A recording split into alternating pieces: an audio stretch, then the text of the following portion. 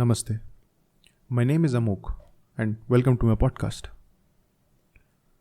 So today I wanted to talk about a recent news from Paris, that of the beheading of a school teacher. The French president called it a terror attack. It is only one of the many instances in recent history where we have seen violent actions after blasphemous utterances. A cruel joke, as one of my friends on Twitter called it, is that the teacher, a school teacher, was actually giving a class on free speech. I mean, if it weren't such a big tragedy, I would be calling it an irony. You teach a class on free speech and you get murdered for it. But is this problem, that of being in fear of repercussions, often violent repercussions, for speech only recent? No. Almost 6 years ago, we saw another similar attack, only much higher in magnitude, in Paris. That attack was on the headquarters of a magazine called Charlie Hebdo. The aggrieved party were two brothers, Muslim fundamentalists, who saw it fit to kill people for a caricature. So actually there's one more question then. Are these attacks limited to Paris or Europe? And the answer to that as well is no. In India too, we've repeatedly seen these incidents.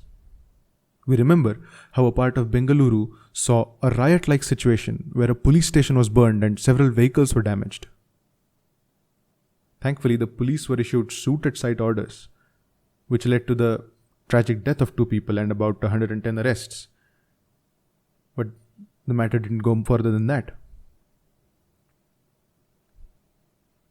But there was a worse case around a year ago, which is very similar.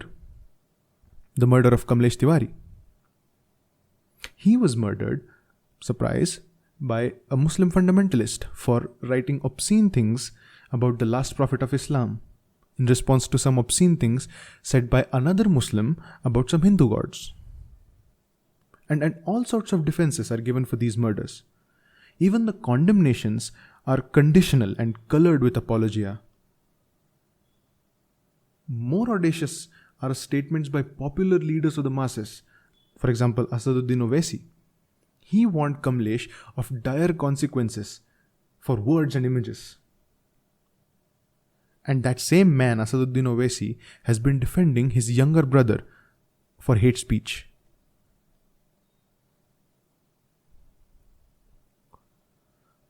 This brings me to the issue at hand, one that I always speak on social media. Those of you who are active on Twitter and follow me know that I always speak about it.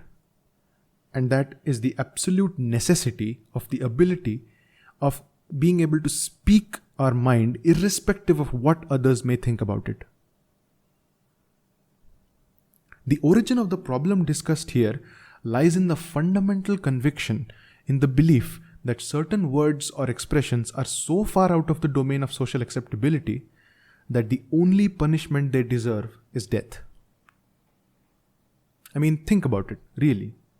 What could a person say that would make you so angry or that would so offend you that you, in your own mind, could rationally reason your way into revoking their right to live? Where would you draw that line? And if the line is as subjective as whatever offends people's deepest sensibilities, then I ask, why stop at blasphemous speech? If we are to regress to such medieval standards, then why not go whole hog? Why not expand the scope to say the style of worship and prayer? Idolatry is highly objectionable to many people, and not of their own volition, by the way. That objection to idolatry is backed by scripture. Okay, we do not even need to go into things like religious worship. Just consider being petty enough to moralize people about their personal life choices. For example, whom to love. Homosexuality would also incur the same fate, death. Should we, as citizens of a free country, tolerate these Paleolithic morals? Should we bend over backwards to accommodate these ideas? These ideas that go not only against the values that we gave ourselves as a secular, liberal, democratic republic in independent India, but also the timeless principles that the civilization that underlies this modern Indian state is based upon. Should we do that? Or should these outdated values be reformed and made more commensurate with the contemporary world? Well, however, when it comes to these religious ideas, they originate in certain scriptures. Scriptures that explicitly state that the words or the ideas cannot be changed. That being the case, what are we supposed to do? My answer to that is rather simple. Well, simple as in uncomplicated, and not simple as in easy to implement. I perfectly understand that it's very hard to do that.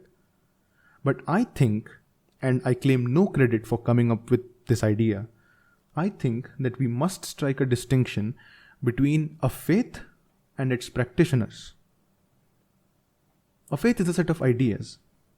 Practitioners are people who believe in such ideas. An idea may not be allowed to reform, through divine sanction, but people can most certainly be reformed. I do not subscribe to the notion that religion and people are entirely inseparable, or the notion that every follower of any faith is a living embodiment of all its tenets and commandments. In my opinion, with the right push and the right prod, people can reason themselves out of any bigotry that they may otherwise espouse.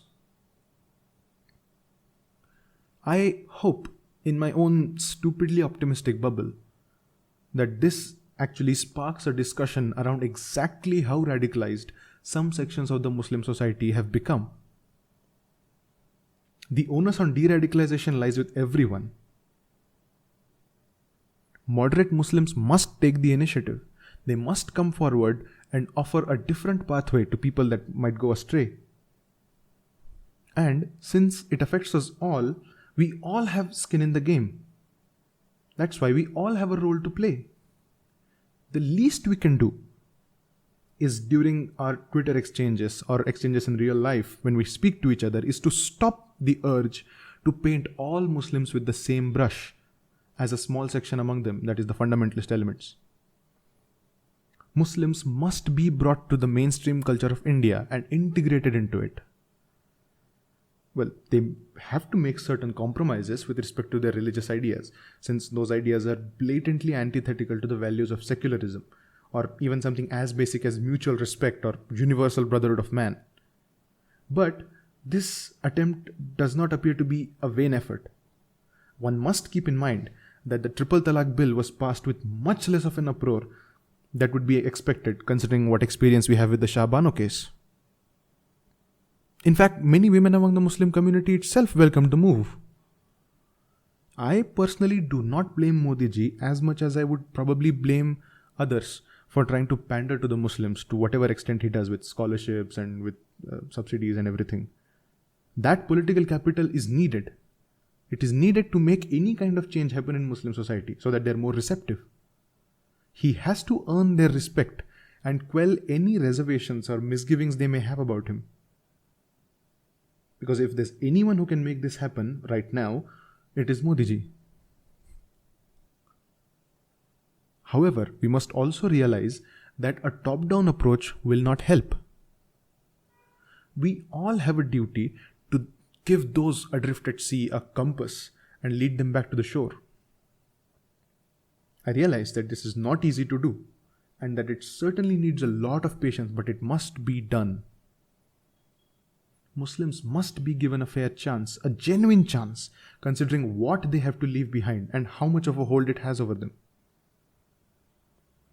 And one very big prerequisite in order for that to become an eventuality is our willingness to talk to each other.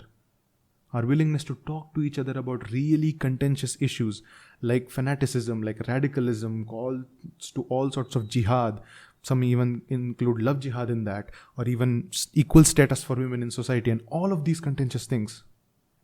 And this has to be done gradually by pushing the boundaries. One has to realize that Indian Muslims are Indians. They are our brothers and sisters. In order for any change to come about, we must continue to step over lines.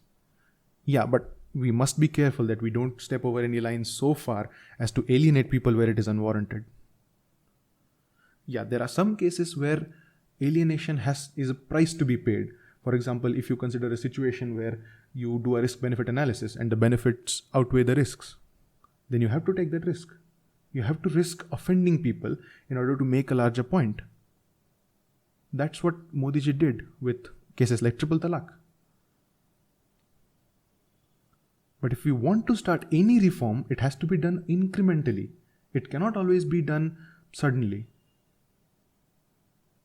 And since we want others to stand the test of their ideas undergoing criticism, we must also reciprocate by letting others criticize our ideas as well. We cannot expect someone to be more open while we ourselves are not. And mind you, I am not talking about the legality of any such speech or expression, because it is an underlying assumption that the state must at no cost censor any opinion, no matter how uninformed, unorthodox, or offensive it may be, as long as it is not an incitement to imminent lawlessness. What I am talking about is the embodiment of the principle by the people by being more tolerant of what other people say. We do not have to take each and every opinion seriously. And there's certainly no reason to take them so seriously that we feel the need to respond with violence. And that brings this episode of my podcast full circle. The only way any real progress can be achieved is by willing to be in a rather cohesive coexistence where we actually speak to each other.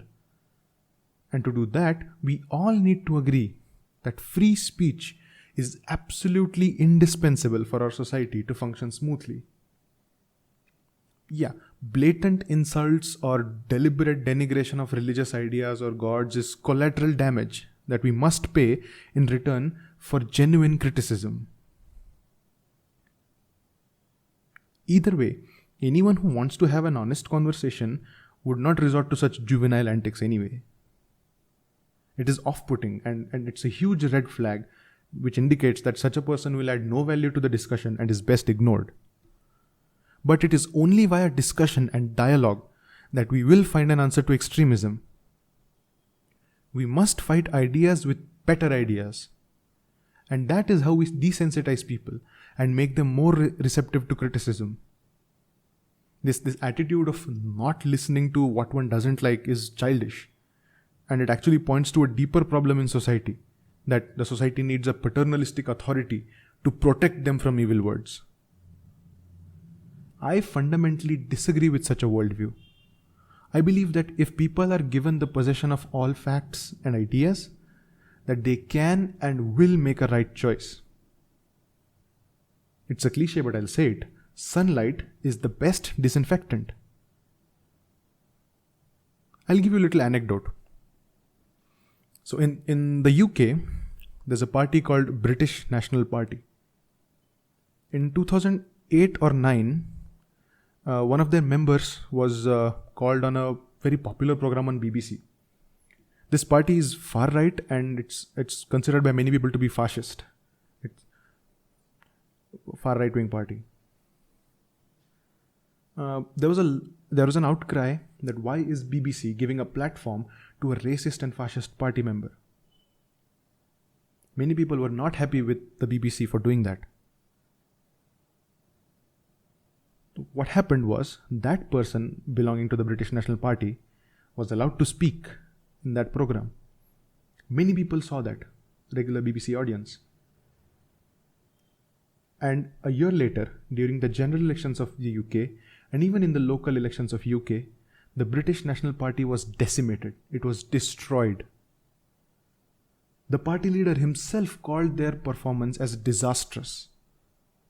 That is what happens when you let people see what is going on. Because if you don't let them see, then any such movement will go underground. And you do not know what they are doing. That is why we must not deny platforms to people like that. That is why transparency is of the utmost importance. I believe in the ability of people to figure out what is beneficial for them and choose wisely. What we've seen in India over and over again is a kind of social messaging that sermonizes Hindus way too much, irrespective of whether or not it is warranted, while ignoring the actual intolerance showed by other Abrahamic religions. And that kind of lopsided virtue signaling is what irks them, and then they push back against even genuine criticism. I really hope that this situation changes, and the way to do that is by embodying the principle of freedom of speech and expression by the people, unimpeded by the force of law or social pressure or anything else. I realize that this dream is a little too optimistic at this point in time, but as I often say on Twitter, I am a stupid optimist that way. If you liked today's episode, be sure to leave a thumbs up on the video. If you have any comments, agreements, disagreements, be sure to use the comment section. And in order to see more such content, please subscribe to my channel. Namaste.